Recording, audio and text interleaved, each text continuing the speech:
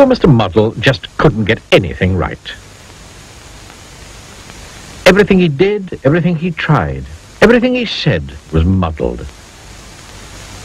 Totally, utterly, completely and absolutely muddled. Imagine, for instance, something as simple as hammering a nail into a wall. Now, what could get muddled with hammering a nail into a wall?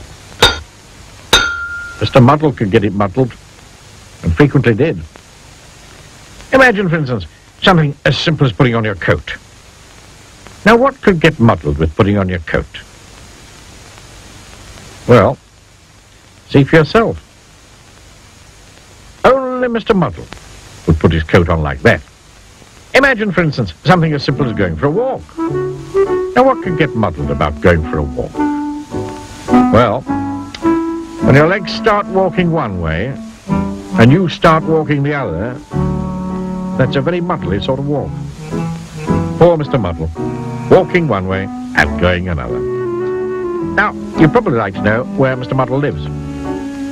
In a house by the sea, near a place called Seatown.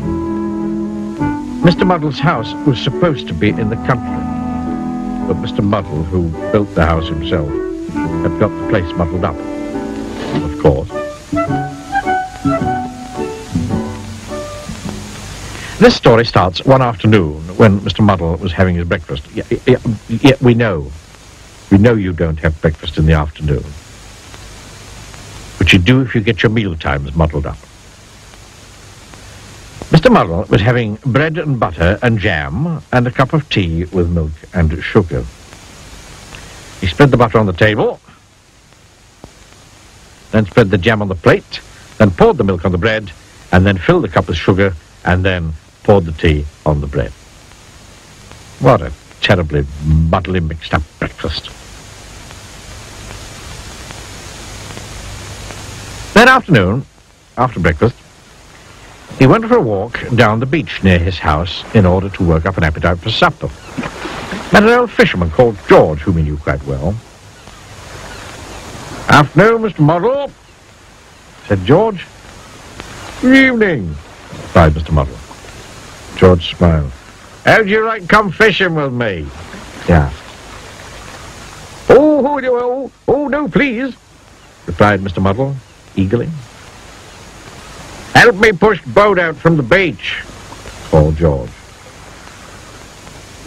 "Right-o," said Mr. Muddle, and pulled the boat further up onto the beach. "Oh, Mr. Muddle," said George, and had to show Mr. Muddle the difference between pulling and pushing.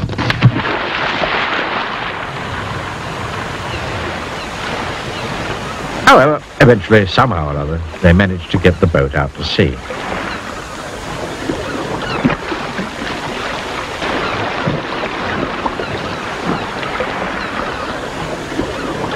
"Now, let's fish," said George, dropping a fishing line over the side of the boat. "Right-o," said Mr. Muddle, and dropped himself over the side of the boat. "Oh, Mr. Muddle," said George again. It wasn't any good. They didn't catch any fish, so they decided to go home before it became dark. "Help me pull the boat up onto the beach," called George.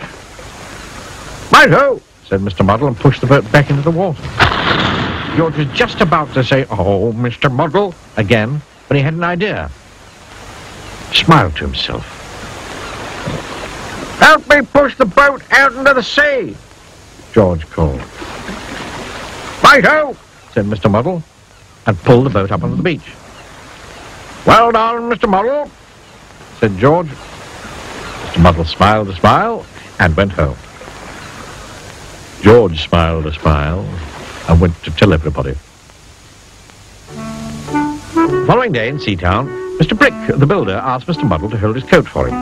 "Right-o," said Mr. Muddle, and held his ladder for him, which is what Mr. Brick really wanted. "Well done, Mr. Muddle," smiled Mr. Brick, who'd been talking to George. Mr. Muddle was very pleased.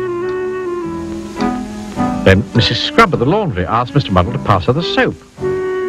"Right-o," said Mr. Muddle, and passed her a clothes peg, which is what Mrs. Scrub really wanted. "Well done, Mr. Muddle," smiled Mrs. Scrub, who'd also been talking to George. Mr. Muddle was extremely pleased. And then Mr. Black, the coalman, asked Mr. Muddle to lift a sack of coal down from his lorry. "Righto," said Mr. Muddle, and lifted a sack of coal up onto the lorry, which is what Mr. Black really had wanted all along. "Well done, Mr. Muddle," smiled Mr. Black. George had talked to everybody. Mr. Muddle was delighted. In fact, Mr. Muddle was so delighted that he decided to go home and cook himself a large meal to celebrate. Roast turkey, peas, potatoes, and gravy. He put the turkey in the cupboard to cook. He peeled the peas. He put the potatoes in the refrigerator to boil. And then, do you know what he did? He tried to slice the gravy. Oh, Mr. Muddle.